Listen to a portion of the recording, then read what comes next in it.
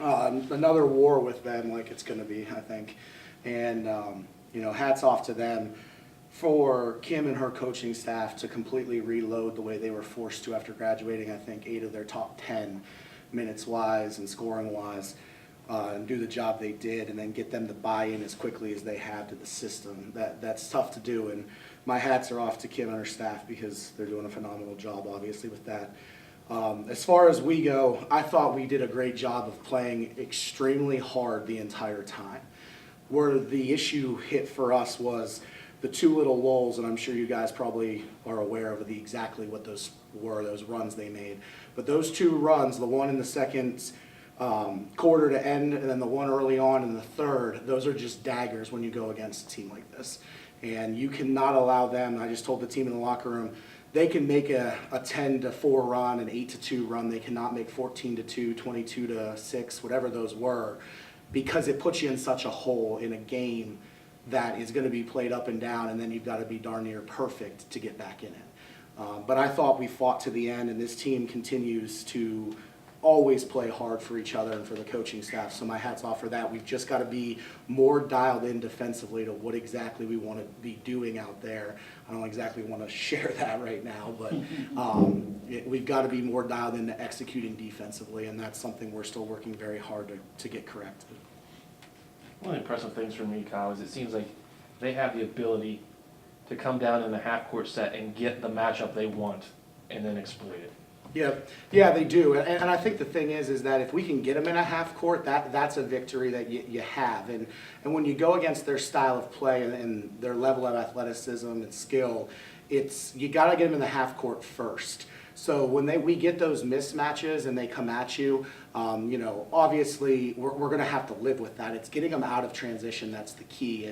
And for the majority of the game, we were able to do that pretty well, but those runs they made just killed us. And down the stretch, as we started to fade, we're not cycling kids in every 45 seconds. We're going to come at them the way we do things up tempo-wise, not the way they do.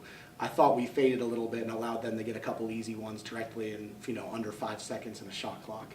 But no, I mean, they're very, very talented, and you look at Emily Stoller is really darn good, and that 14-2 run they made to end the half was basically solely on her. And the reality is that the game plan on her is she is not allowed to get threes. Once she hits a 3 or 2, she is the kind of kid that feeds off of energy of herself, and she starts feeling it. And we allowed her to feel it, and she went to the tune of 44 points because of it. Was that one of the things that maybe makes Glenville a little bit different than everybody else in the MEC is that if you have a 1-minute lull, I mean, that can be it. Yep.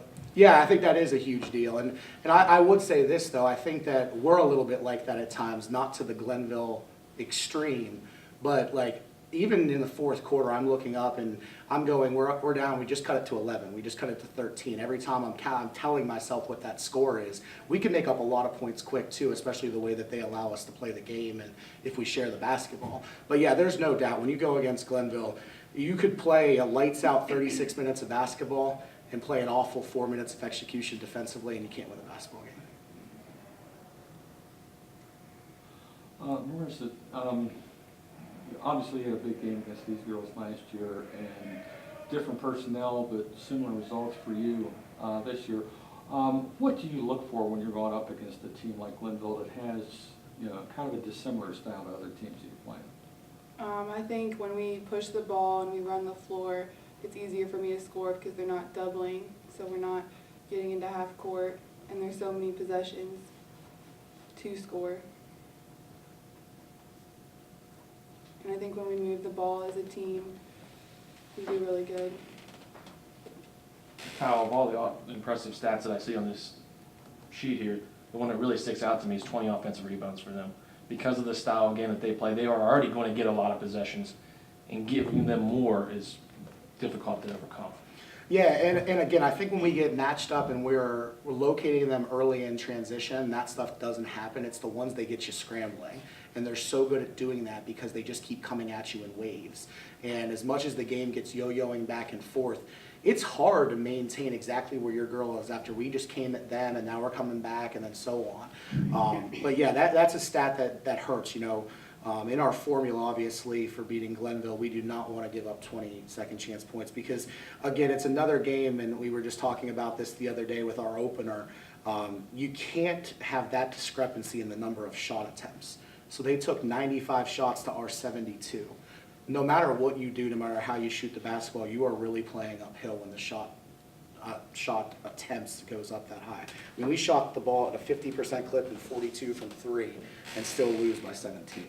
There's something off there, and it usually comes from them forcing turnovers, them getting second chance points, and us not executing defensively. Morgan,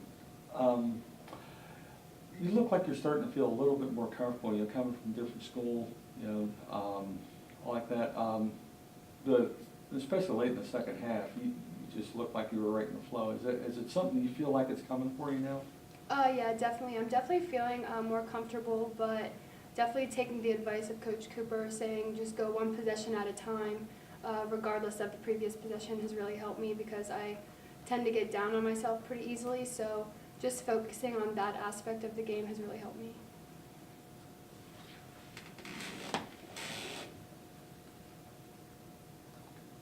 Sean, do you think this? Okay. Hey, one last thing I just Yes. want to say before you wrap this up. The young lady sitting to my right, she is going to go down as a big-time player in a program full of big-time players. And this isn't taking away from anything we did as a team. It's not taking away anything from Morgan's game. But I just want everybody to know the kind of character of this kid. This kid, literally after the Mercyhurst win, and she said this for now years, she does not care how much she scores, how many double-doubles she posts. If we don't win, it means nothing to her. So I know how she's feeling right now because of how she's wired. And just to put that in perspective for how much she has meant to our program and how much I care about the fact that that character is something we recruit and something she brings to the table for us, I don't think anybody's aware of this. We won a game the other night that finally got us over 500. That's the first time in 960 days that in a program laden with tradition, we had a winning record. 960 days since that Sweet 16 team. And this kid next to me, that meant more to her than any accolade she's ever gotten. And I just think the world needs to know how special she is as a person, not just a player. So I felt it was necessary that that be said. We are working really hard in this program to get it back to where it's rightfully supposed to be because West Liberty is a special place. And it's because of people like Marissa Brown and some of these other kids in this program and the majority of kids in this program that will continue to make gains. But I just think it needed to be said how much I feel for this kid and how much she's bought into what we are doing here. So I appreciate that and I thank her for it.